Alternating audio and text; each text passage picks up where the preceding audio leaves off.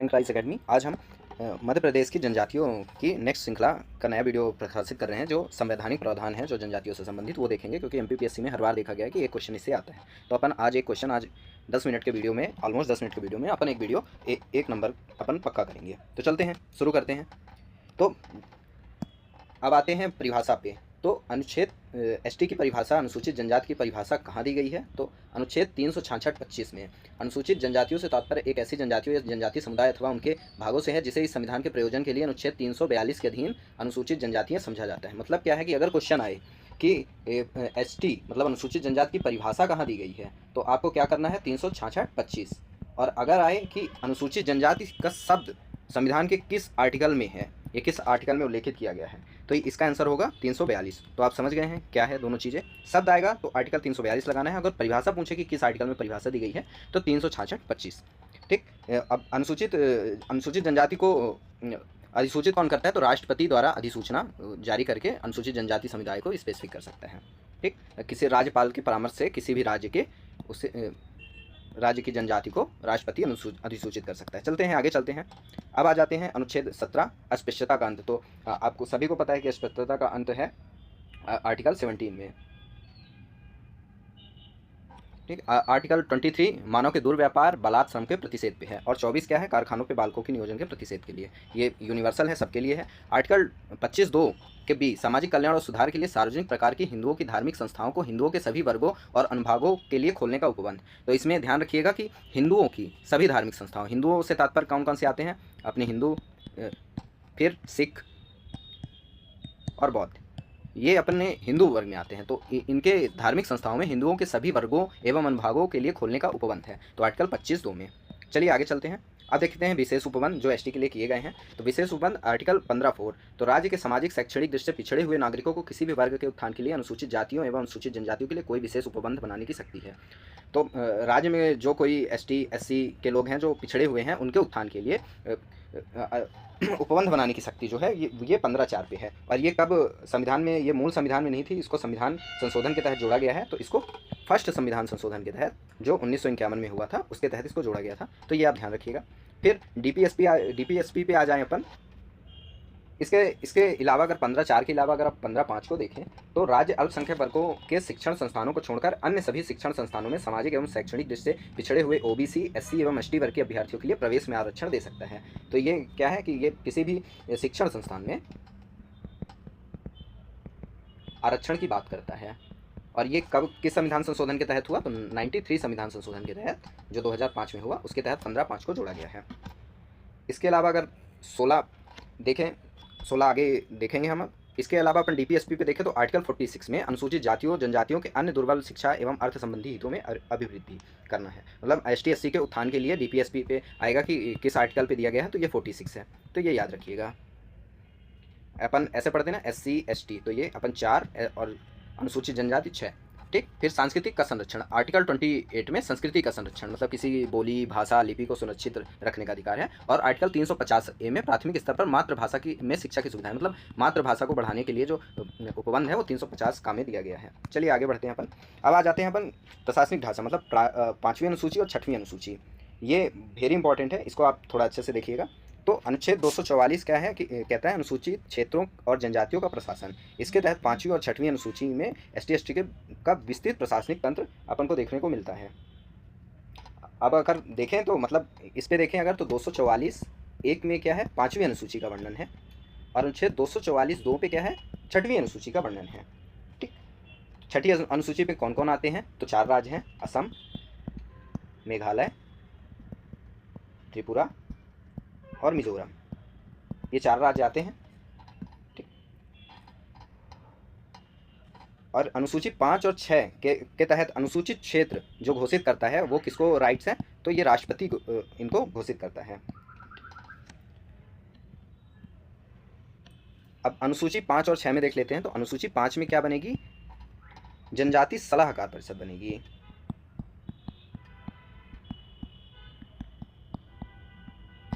इसमें कितने सदस्य होते हैं? 20 सदस्य होते हैं, जिसमें से 3/4 विधानसभा के एसटी एमएलए या विधायक से मिलकर बने होते हैं, तो ये ध्यान रखिएगा। अब आ जाते हैं, अगर अपन देखें, अगर यही देखें कि 5वीं अनुसूची में कितने राज्य शामिल हैं, तो 10 राज्य। जैसे 6ठी अनुसूची में 4 राज्य शामिल है पूर्वोत्तर के, तो इसमें 10 राज्य शामिल हैं। और अगर आए कि 5वीं अनुसूची में मध्य प्रदेश के कितने क्षेत्र, तो लगभग 14 जिले जो हैं वो एमपी के इसमें आते हैं 5वीं से। अब आ जाते हैं 6ठी अनुसूची देखने के लिए। तो जैसे इसमें जनजातीय सलाहकार परिषद बनी है, तो इसमें स्वायत्त जिला परिषद बनती है। तो 6वीं अनुसूची में स्वायत्त जिला परिषद का गठन होता है। ठीक, ये 4 राज्यों में कितनी है, तो ये भी 10 हैं। तो इसमें अगर आप देखें तो असम में 3 है, बोडोलैंड, कार्बी, दीमा। मेघालय में 3 है, गारो, खासी, जैंतिया। और त्रिपुरा में 1 है, त्रिपुरा। और मिजोरम में 3 है, चकमा, लाई, मारा। ऐसे करके 10 स्वायत्त जिला परिषद हैं। अब जो स्वायत्त जिला परिषद की संरचना देख लें तो ये 30 सदस्यीय होती है, जिसमें से 26 क्या है, निर्वाचित होकर आते हैं, और 4 जो है वो राज्यपाल निर्वाचित करते हैं। अब आ जाते हैं अनुदान पे। तो वित्तीय सहायता देख लीजिए, तो आर्टिकल 275 में 5वीं और 6ठी अनुसूचियों के अधीन राज्यों को से अनुदान सहायता, मतलब विधिक सहायता इनको प्रदान की जाती है। चलते हैं, अब आगे चलते हैं। अब आ जाते हैं 16(4) का। ये 77वें संविधान संशोधन के तहत जोड़ा गया है। इसके तहत राज्य को अनुसूचित जातियों जनजातियों के पक्ष में जिनका प्रतिनिधित्व राज्य के अधीन सेवाओं में पर्याप्त नहीं है, पदोन्नति के मामले में आरक्षण के लिए उपबंध करने की शक्ति है। तो अगर पदोन्नति के मामले में आएगा उपबंध करने की, तो 16(4) गया। और 16(4)(b) जो 81वें संविधान संशोधन से है, ये बैकलॉग से संबंधित है। मतलब राज्य के किसी भी खाली रह गई आरक्षित रिक्तियों में उत्तरवर्ती वर्ष में या वर्षों के भरे जाने के लिए पृथक वर्गों के रूप में विचार करने की शक्ति 50% सीमा के उल्लंघन करने किए बिना। मतलब अगर पिछले इस साल एमपीपीएससी में 10 वैकेंसी आई हैं एसटी की, अगर वो नहीं भर गई, उसमें से 8 ही कैंडिडेट मिले, तो 2 नॉर्मल नहीं जाएंगी, वो अगले साल बैकलॉग में आ जाएंगी। तो इसका कहने अनुच्छेद 16(4)(b) का कहने का मतलब ये है। अब आर्टिकल 335 क्या है, सेवाओं और पदों के लिए अनुसूचित जातियों और जनजातियों के दावों के प्रशासन की दक्षता बनाए रखने के लिए संतुलित करना। तो अब ये है कि प्रशासन मतलब प्रशासन में इनका उचित प्रतिनिधित्व हो, इसके तहत इनके लिए जो कट ऑफ मार्क्स में कमी है ना, ये सब आर्टिकल 335 है। तो अगर पदोन्नति पूछे तो 16(4) की लगाना है, बैकलॉग पूछे तो 16(4)(b) लगाना है, और अगर नियुक्ति से संबंधित पूछे कि कहाँ सेवाओं, सरकारी सेवाओं पदों में वो दिया गया है, तो आर्टिकल 335 आपको लगाना है, ये ध्यान रखिएगा। अब आ जाते हैं इसके तहत, तो अब आ जाते हैं आरक्षण उनको मिला है राजनीति क्षेत्र में, कहाँ उनको आरक्षण मिला है, या राजनीति सुरक्षा राजनीति एवं राज्य में। तो आर्टिकल 330 का इसमें लोकसभा में अनुसूचित जाति और जनजातियों के लिए सीटों के आरक्षण का प्रावधान है। तो अपने केंद्र पे जाते हैं तो केंद्र में कितनी सीटें आरक्षित हैं, इनकी 47। और अगर यही मध्य प्रदेश में जाते हैं तो 6, ये ध्यान रखिएगा। अब 332 जो है वो राज्यों की विधानसभा से संबंधित है। तो मध्य प्रदेश में कितनी आरक्षित सीटें हैं विधानसभा में, एसटी के लिए 47 सीटें हैं।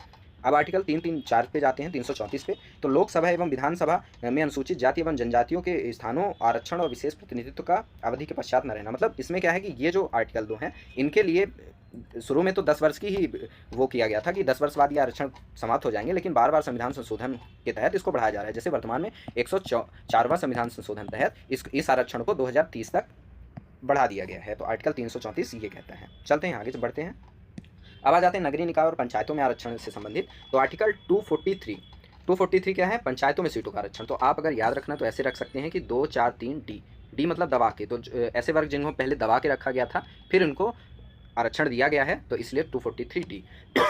अब आ जाते हैं 243T पे, ये नगरीय निकाय के लिए है, तो ये आप ध्यान रखिएगा। विशिष्ट मंत्रालय देख लेते हैं, ये आर्टिकल 164A के तहत है। इसके तहत क्या है कि जनजातीय मंत्रालय का गठन किया जाएगा विशेष राज्यों में। तो कुछ राज्य हैं जैसे मध्य प्रदेश, छत्तीसगढ़, झारखंड और उड़ीसा, तो इनको याद रखिएगा, इनमें से आ जाएगा, इनमें से कौन सा नहीं है। 164A आर्टिकल भी इंपॉर्टेंट है, जनजातीय मंत्रालय, और ये 4 राज्य।